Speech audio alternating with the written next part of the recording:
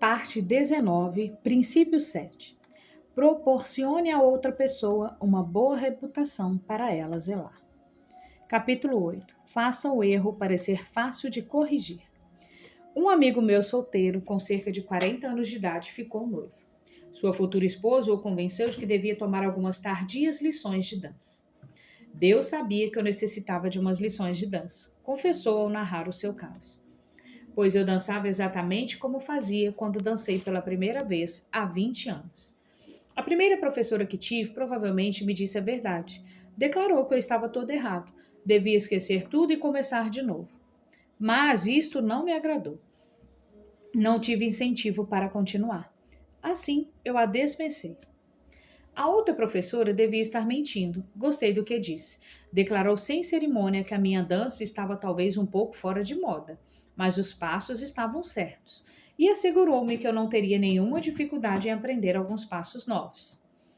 A primeira professora desanimou-me, mostrando todos os meus erros. Essa nova professora elogiou as coisas que eu fazia certo e diminuiu meus erros. Fez justamente o oposto da primeira. O Senhor tem um senso natural do ritmo, afirmou-me. Realmente o Senhor é um dançarino nato. Agora meu senso comum me diz que sempre fui e sempre serei um dançarino de quinta categoria. Entretanto, no fundo do coração, ainda gosto de pensar que podia ser que ela julgasse mesmo assim. Para ter certeza, eu lhe estava pagando para dizer aquilo. Mas por que pensar assim? De qualquer modo, sei que sou um dançarino melhor do que seria se ela não me dissesse que eu tinha um senso natural do ritmo. Isso me incentivou, deu-me esperança, fez com que eu quisesse progredir. Diga a uma criança, a um marido ou a um empregado que ele é estúpido ou inútil em uma determinada coisa, que não receberá prêmio por essa razão, que ele está fazendo tudo errado e terá destruído quase todo o incentivo para qualquer tentativa de melhorar. Use, porém, a técnica oposta. Seja liberal no seu incentivo. Faça com que o trabalho pareça fácil de ser executado. Deixe a outra pessoa compreender que você tem confiança na sua habilidade para fazer uma determinada coisa, que ela tem uma capacidade latente para isso e ela trabalhará para fazer assim que a madrugada entre pela sua janela, unicamente com o objetivo de sobressair-se. Essa era a técnica que Lowell Thomas empregava, e creia-me, ele era um artista nas relações humanas. Ele construía, dava confiança, inspirava confiança e fé. Por exemplo, passei um fim de semana com o senhor e a senhora Thomas e um sábado à noite fui convidado para tomar parte numa amistosa partida de bridge. Bridge, eu? Oh, não, eu não. Nada sei sobre isso. Esse jogo tem sido sempre um indecifrável mistério para mim. Não, impossível. Por que, Dal? Afinal de contas, não há nenhum mistério, replicou Lovell. O bridge requer apenas memória e raciocínio, nada mais. Você uma vez escreveu um capítulo sobre memória. Bridge será fácil para você. Facílimo mesmo. E imediatamente, quase antes de compreender o que estava fazendo, peguei-me pela primeira vez numa mesa de bridge. Porque tudo o que me disseram que eu tinha uma inclinação para o mesmo e porque o jogo me foi apresentado como muito fácil. Falando de Bridget, lembro-me de Ellie Coniston, cujos livros sobre o assunto têm sido traduzidos em uma dúzia de línguas e alcançaram mais de 1 milhão de exemplares. Entretanto, declarou-me que nunca teria feito uma profissão do jogo se uma jovem não lhe houvesse dito que ele tinha queda para isso.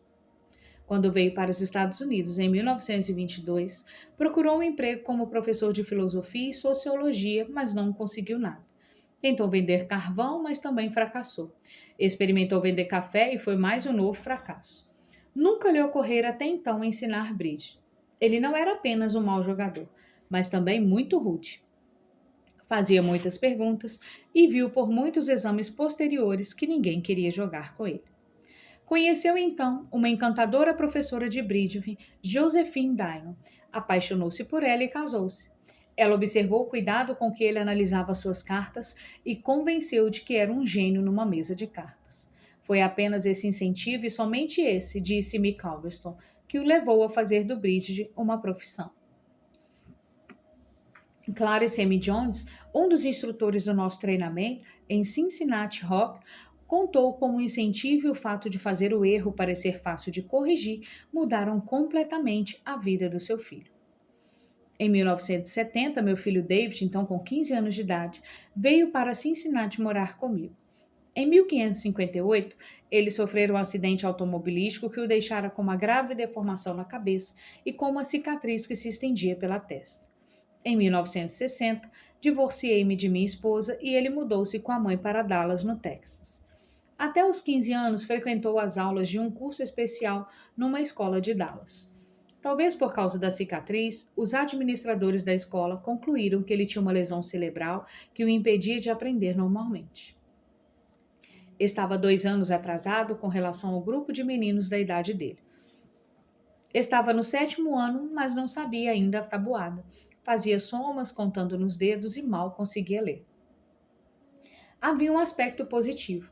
Adorava mexer em aparelhos de rádio e de televisão. Queria ser um técnico de televisão. Eu o estimulei e disse-lhe que precisaria da matemática para exercer essa profissão. Resolvi ajudá-lo a dominar a matéria. Obtive 4 jogos de cartas de baralho educativo, de multiplicação, divisão, adição e subtração.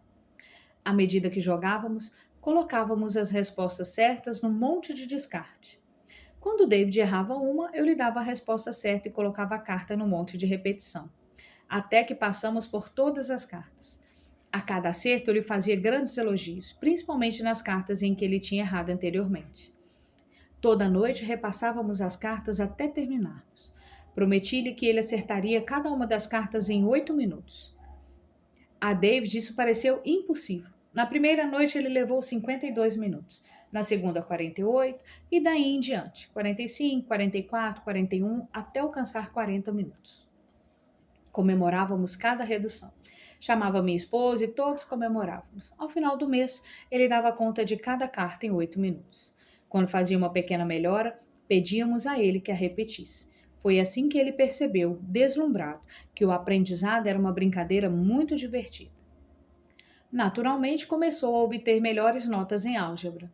É impressionante como a álgebra fica fácil quando se sabe multiplicar. Surpreso, ele me mostrou a nota B em matemática. Isso nunca tinha acontecido antes. Rapidamente, outras mudanças foram ocorrendo.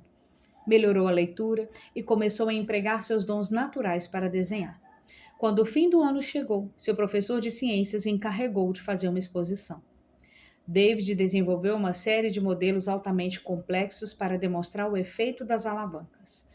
Isso exigia uma habilidade no desenho e na construção dos modelos, mas principalmente na matemática aplicada. A exposição recebeu o primeiro prêmio e, em seguida, participou de uma competição na cidade e ele ganhou o terceiro prêmio. Foram esses os resultados. Aquele era o menino que estava atrasado 2 anos, que havia sido julgado incapaz por ter um cérebro lesado e que fora chamado de Frankenstein pelos coleguinhas, que diziam que ele devia ter perdido todo o cérebro através do corte na cabeça. Subitamente ele tomou consciência de que podia aprender e realizar coisas. O resultado, do final do 2º semestre do 8º ano até a universidade, ele nunca deixou de se destacar. E na universidade integrou a Sociedade de Honra Nacional. Uma vez descoberta a facilidade do aprendizado, toda a sua vida sofreu uma transformação. Se você quer ajudar as pessoas a aperfeiçoarem-se, lembre-se do princípio 8. Empregue o incentivo. Torne o erro mais fácil de ser corrigido. Capítulo 9. Faça as pessoas sentirem satisfeitas fazendo o que você sugere. Em 1915, os Estados Unidos estavam chocados. Por mais de um ano, as nações das Europas matavam-se umas às outras numa escala nunca antes sonhada em todos os anais sangrentos do povo. Podia a paz ser encontrada? Ninguém sabia, mas o Woodrow Wilson estava decidido a tentar. Mandaria um representante pessoal, o emissário da paz, para aconselhar os senhores da guerra. William James Bryan, ministro do exterior, Bryan, o advogado da paz, ansiava para ir. Divisaram uma oportunidade para prestar um grande serviço e tornar o seu nome imortal. Mas Wilson escolheu outro homem, seu amigo íntimo, o coronel Edward Milhouse. Esse foi encarregado da espinhosa missão de dar a desagradável notícia a Bryan, sem o ofender. Bryan ficou visivelmente desapontado quando lhe disse que eu estava para ir para a Europa como emissário da paz, anotou o coronel House em seu diário. Ele disse que planejara fazer isso, ele mesmo. Respondi que o presidente pensara que podia ser contraproducente para qualquer pessoa desempenhar tal missão oficialmente, e que sua ida despertaria grande parte da atenção, e o povo ficaria curioso de saber por que fora lá. Viu a insinuação? House praticamente disse a Brian que ele era importante demais para a missão, e Brian ficou satisfeito. O Coronel House, astuto e experiente nos caminhos do mundo, estava seguindo uma das mais importantes regras das relações humanas: fazer sempre a outra pessoa feliz realizando as coisas que você sugere. Woodrow Wilson seguiu essa política quando convidou William Gibbs McAdoo para fazer parte do seu gabinete. Essa era a maior honra que ele podia dar a qualquer pessoa. Wilson, entretanto, fazia isso de tal maneira que obrigava o outro homem a sentir-se duplamente importante. Aqui está o caso de McAdoo nas suas próprias palavras. Ele, Wilson, disse que estava reorganizando seu gabinete e que ficaria muito satisfeito se eu aceitasse um posto como ministro da Fazenda. Tive uma maneira agradável de apresentar as coisas. Deu-me a impressão de que, aceitando essa grande honra, eu lhe faria um favor. Infelizmente, Wilson nem sempre teve esse tato. Se ele tivesse agido como nos casos anteriores, a história poderia ter sido diferente. Por exemplo, Wilson não agradou o Senado e o Partido Republicano, colocando os Estados Unidos nas Ligas das Nações. Wilson se recusou a levar em sua companhia Eliot Roth, Charles Evans Hanks, Henry Cabot Lodge ou qualquer outro republicano importante para a Conferência de Paz. Em vez disso, levou homens desconhecidos do seu próprio partido. Irritou os republicanos, recusou-se a deixá-los sentir que a Liga era uma ideia tanto deles como sua, recusou-se a deixá-los colocar um dedo na torta, e como resultado da maneira brusca de manejar as relações humanas, Wilson destruiu sua própria carreira. Arruinou sua saúde, encurtou sua vida, fez que os Estados Unidos ficassem fora da Liga e alterou a história do mundo. Estadistas e diplomatas não são os únicos a usar essa abordagem. Deixe uma pessoa feliz fazendo as coisas que você quer que ela faça. Dowell Ferry, de Fort Wayne, Indiana, relatou o incentivo que deu ao filho para que ele realizasse o serviço que fora incumbido. Uma das tarefas de Jeff era pegar peras que caíam da árvore para que a pessoa que estava parando na grama não precisasse interromper o trabalho para fazer isso. Ele não gostava desse serviço e com frequência deixava de fazê-lo ou fazia mal, obrigando o jardineiro a pegar várias das peras deixadas por ele. Em vez do confronto com ele, simplesmente disse: Jeff, vou fazer um trato com você.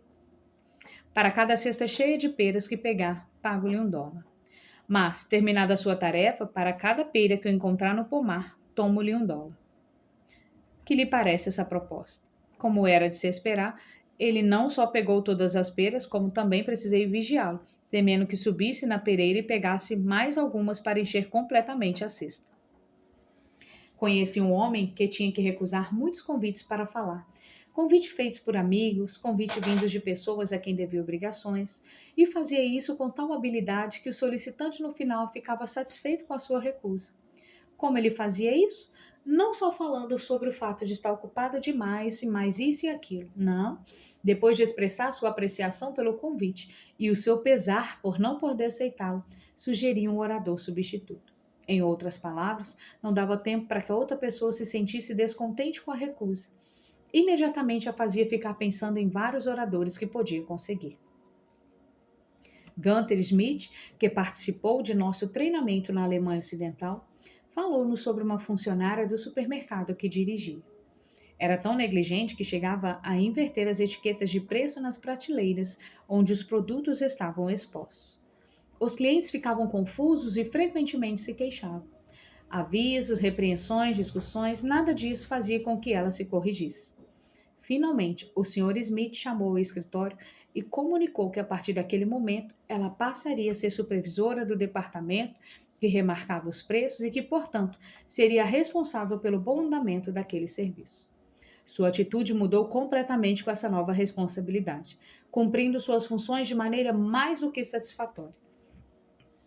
Criancice? Talvez, mas foi isso que disseram que Napoleão, quando criou a Legião de Honra e distribuiu 15.000 cruzes aos seus soldados, promoveu 18 dos seus generais a marechais da França e chamou sua tropa de o Grande Exército. Napoleão foi criticado por dar brinquedos aos seus veteranos, ao que replicou: os homens são dirigidos por brinquedos.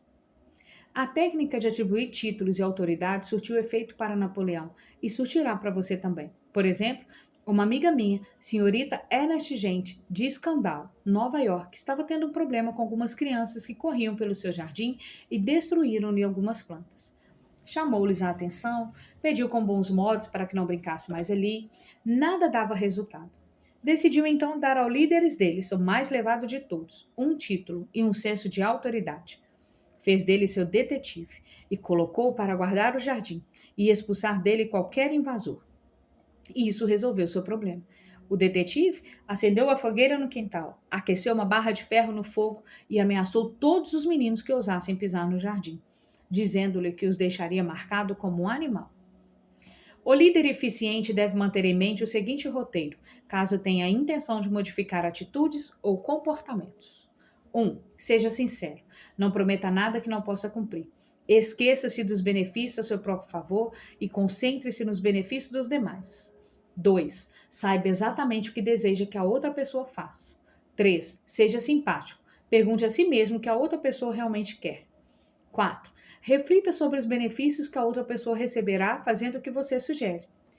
5. Faça com que esses benefícios venham ao encontro dos desejos da outra pessoa. 6. Quando der sua ordem, formule-a de modo que a outra pessoa a entenda como benéfica para ela. Podemos dar uma ordem lacônica como esta: John, alguns clientes virão amanhã e será conveniente que o depósito das mercadorias esteja limpo. Limpe-o, empilhe as mercadorias nas estantes e passe um pano no balcão.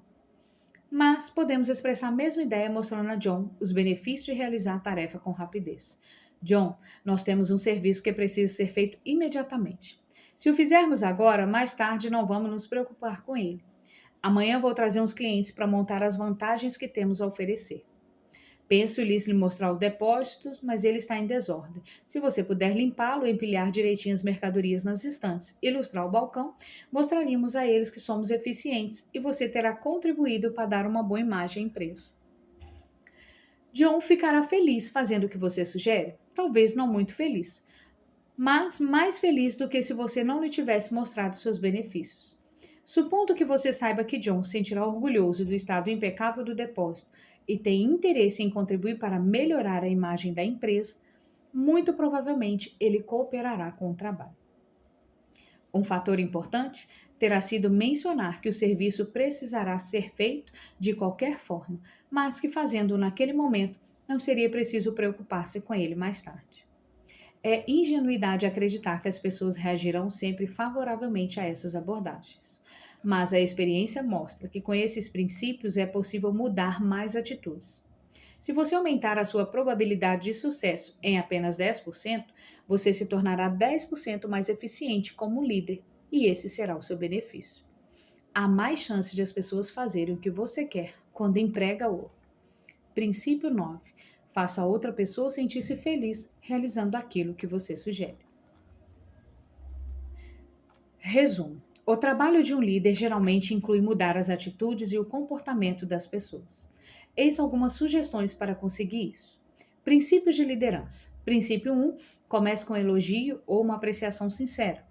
Princípio 2. Chame a atenção para os erros das pessoas de maneira indireta. Princípio 3. Fale sobre os seus erros antes de criticar os das outras pessoas. Princípio 4. Faça perguntas ao invés de dar ordens diretas. Princípio 5. Permita que a pessoa salve o seu próprio prestígio. Princípio 6. Elogie o menor progresso e elogie todo o progresso. Seja sincero na sua apreciação e prodígio no seu elogio. Princípio 7. Proporcione a outra pessoa uma boa reputação para ela zelar. Princípio 8. Empregue o incentivo. Torne o erro fácil de ser corrigido. Princípio 9. Faça a outra pessoa sentir-se feliz realizando aquilo que você sugere.